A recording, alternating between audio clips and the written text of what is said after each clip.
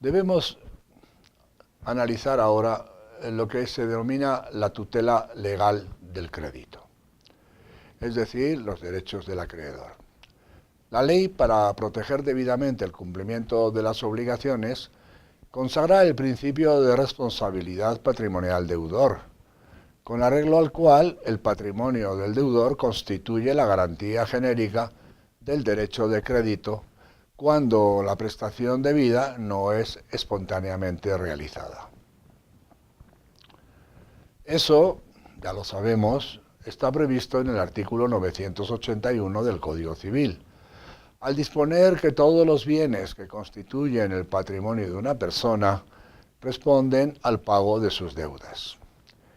Esa es la principal garantía con la que cuenta el acreedor para asegurarse que su derecho de crédito se verá realizado aún en el caso de que el deudor no cumpla voluntariamente.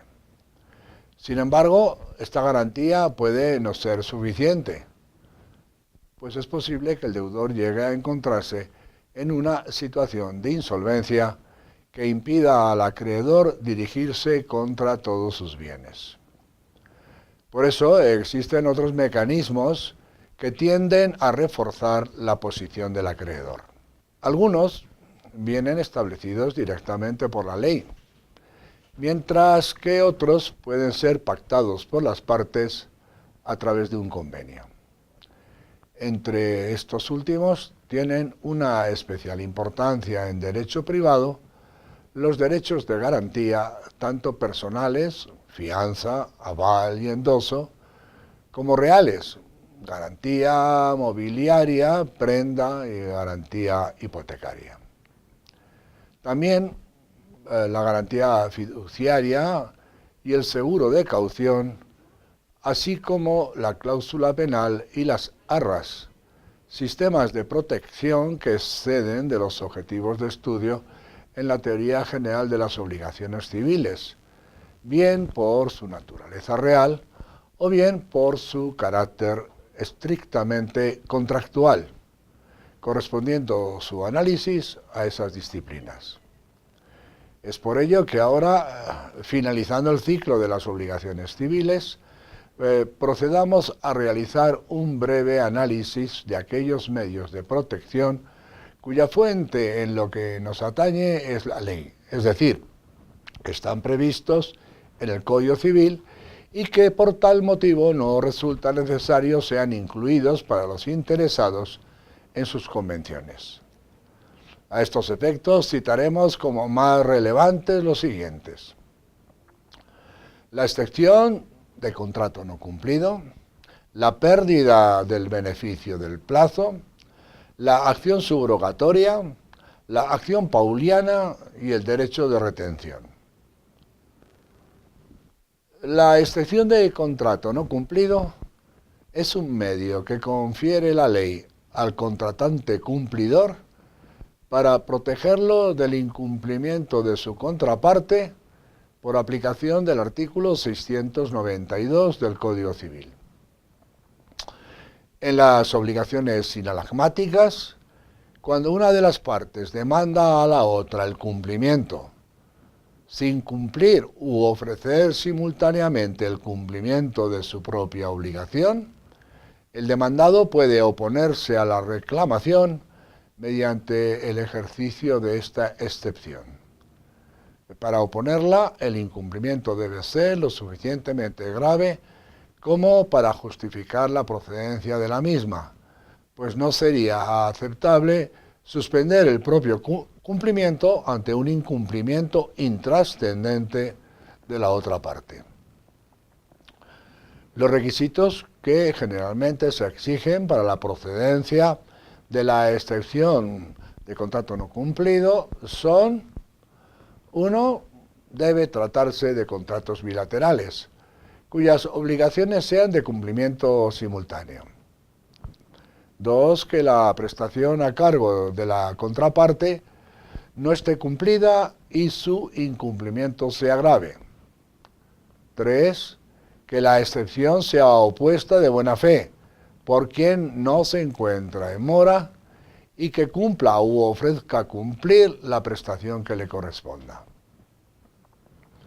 Si el incumplimiento alegado no es total, sino parcial o deficiente, procede la excepción non rite ad impleti contractus, excepción de cumplimiento inadecuado o de contrato no cumplido regularmente, que participa de los mismos efectos y naturaleza que la excepción de non ad impletis contractus, es decir, de contrato no cumplido, con la única diferencia del aspecto probatorio, ya que en estos supuestos recae sobre el demandado la carga de la prueba de que la prestación era incompleta o defectuosa.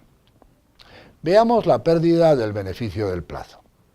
El artículo 773 del Código Civil imposibilita al acreedor exigir la prestación anticipadamente si se convino que fuera ejecutada con plazo, ello por aplicación del artículo 776, el cual determina que el plazo se presume estipulado a favor del deudor, salvo que resulte lo contrario de la convención o de las circunstancias.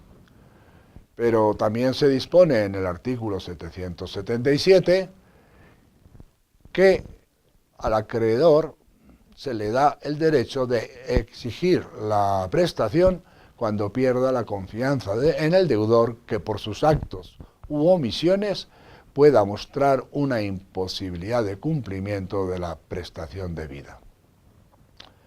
Es decir, aquí se elimina el límite temporal fijado por las partes y se legitima al acreedor para exigir el vencimiento de la totalidad de la deuda, aunque todavía no haya vencido el término.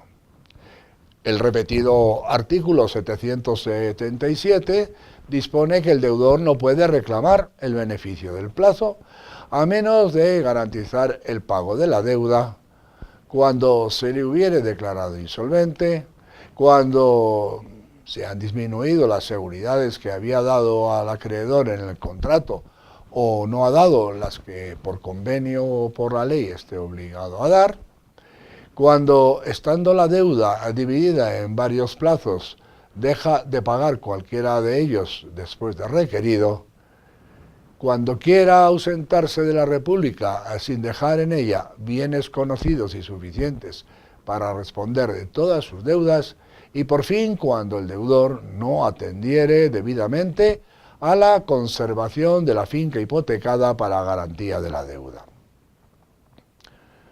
Pasemos a la llamada acción subrogatoria.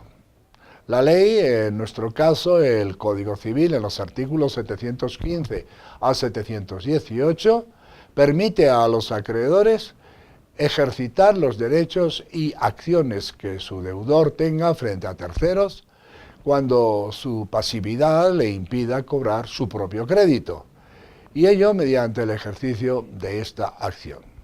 Acción subrogatoria, también llamada indirecta, e incluso hay quien la ha llamado oblicua. Se trata de una acción de carácter subsidiario, ya que solamente cabe recurrir a ella cuando el acreedor no tenga otro modo de cobrar lo que se le debe.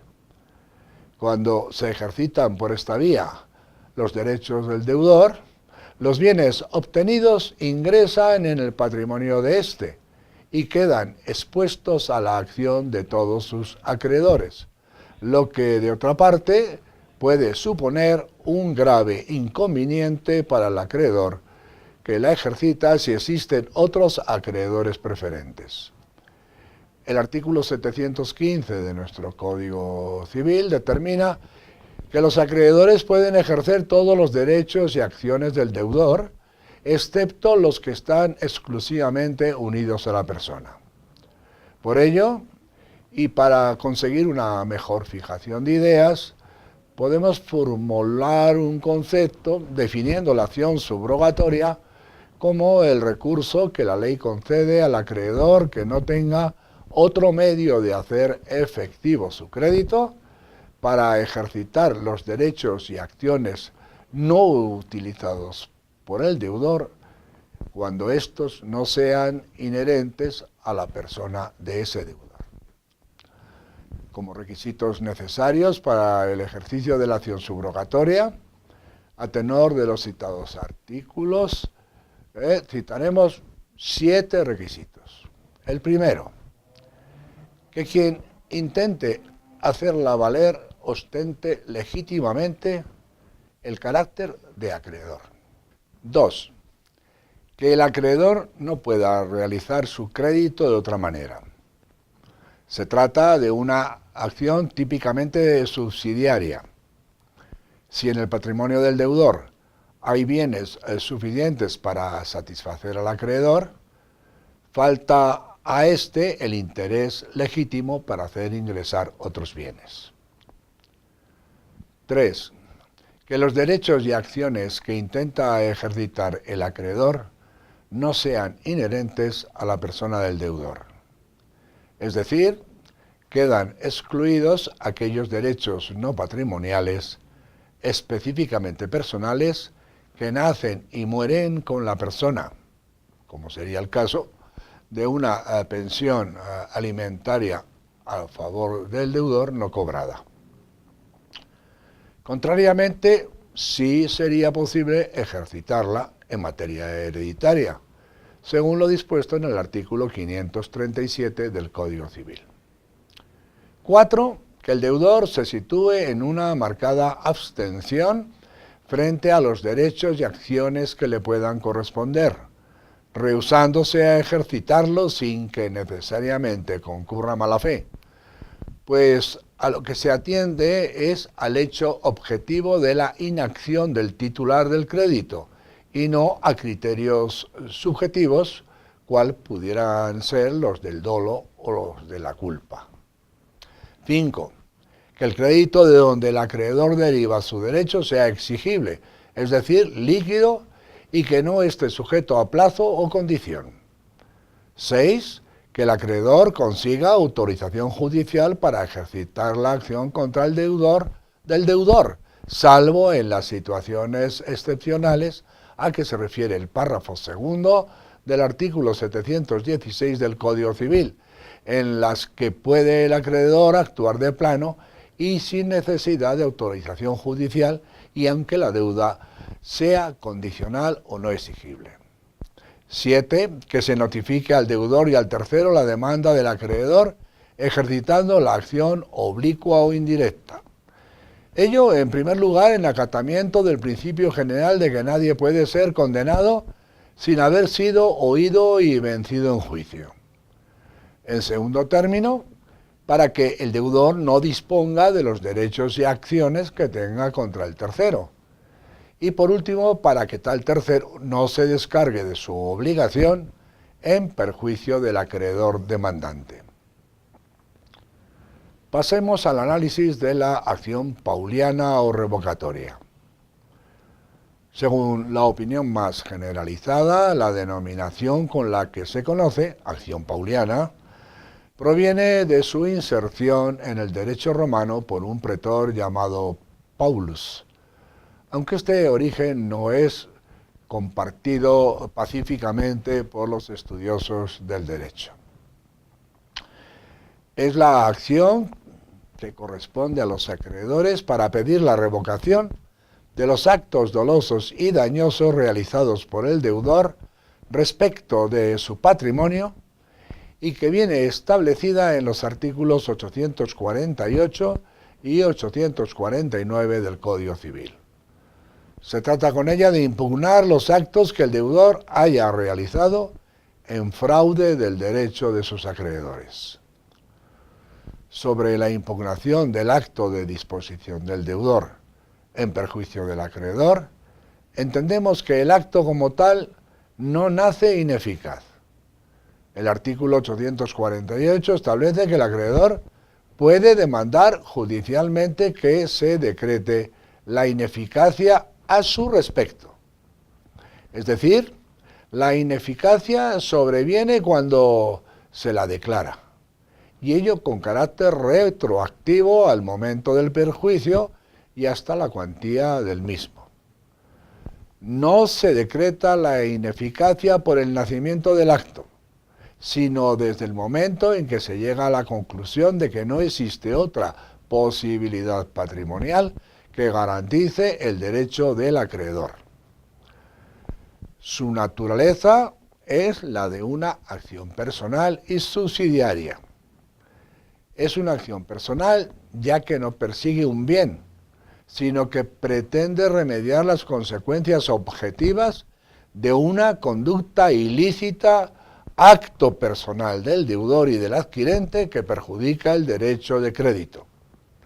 Y es una acción subsidiaria por cuanto solo puede ejercitarse acreditando que el deudor no tiene otros bienes susceptibles de responder al pago de la deuda.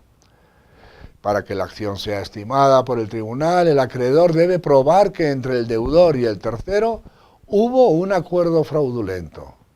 No obstante, el fraude se presume en ciertos casos, fundamentalmente cuando se trate de enajenaciones gratuitas y también enajenaciones onerosas realizadas por un deudor que previamente hubiera sido ya condenado o embargado.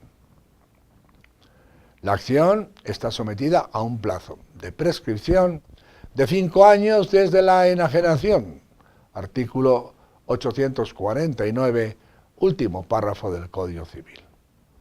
De todo lo expuesto anteriormente, se derivan los requisitos básicos que deben concurrir para que esta acción pueda ser correctamente ejercitada y que son los siguientes.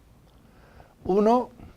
La existencia de un crédito legítimo a favor del acreedor demandante, aunque esté sujeto a plazo o condición.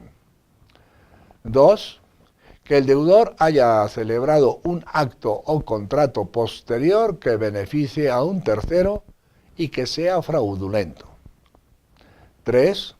Que incluso siendo anterior al nacimiento del crédito, el acto haya sido realizado para impedir la satisfacción de ese crédito. 4.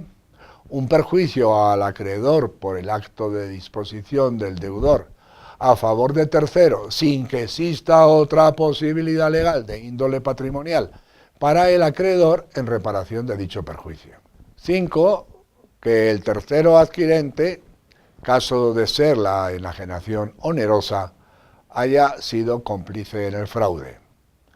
Decíamos antes que se entiende siempre fraudulenta la transmisión a título gratuito. Por último, no podrá ser objeto de revocación el pago de una deuda vencida. Decretada judicialmente la revocación del acto fraudulento, el acreedor podrá dirigirse contra los bienes enajenados de forma fraudulenta para cobrar su crédito, siempre que no hayan pasado a poder de un tercero de buena fe. En este caso, el acreedor únicamente podrá pedir una indemnización de daños y perjuicios a quienes hubieran participado en el fraude.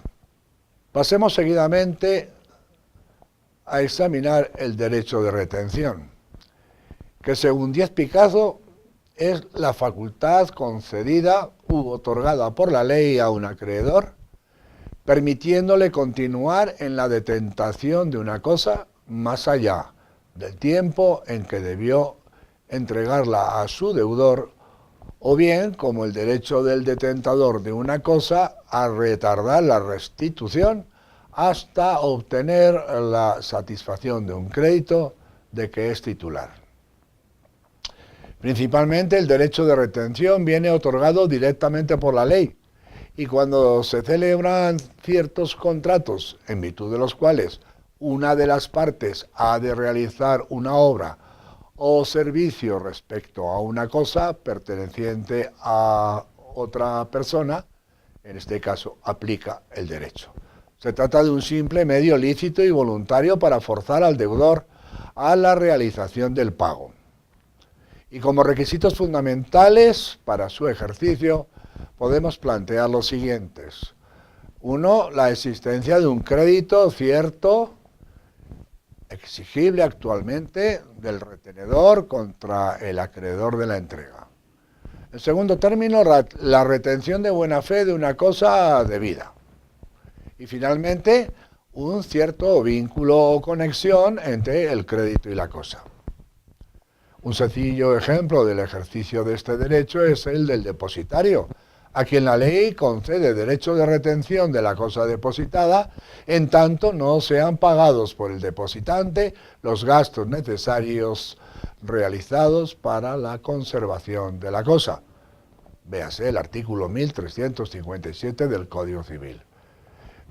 En términos parecidos, el Código de Comercio, en su artículo 522, establece esta situación para el depositario en materia mercantil. Y otra situación muy común es la que se hipotetiza en el artículo 1195 del Código Civil, al disponer que el que ha ejecutado una obra sobre una cosa mueble tiene el derecho de retención hasta que se le pague. Es el caso habitual del dueño de un taller de reparación de vehículos que retiene uno de ellos mientras su propietario no liquida el precio de los trabajos realizados. Indicaremos que el derecho de retención desaparece por la pérdida o extinción de la cosa, por la renuncia o pérdida del derecho del detentador, por extinción del crédito principal, dado el carácter accesorio de este derecho, y por la entrega voluntaria de la cosa. Con esta sesión termina la exposición del ciclo completo de la teoría general de las obligaciones civiles. Expresamos nuestro sincero deseo de que el trabajo realizado pueda serles de utilidad en sus estudios, sobre todo como base para otras disciplinas de las cuales esta materia que hemos analizado con la mayor sencillez posible es base imprescindible. Muchas gracias.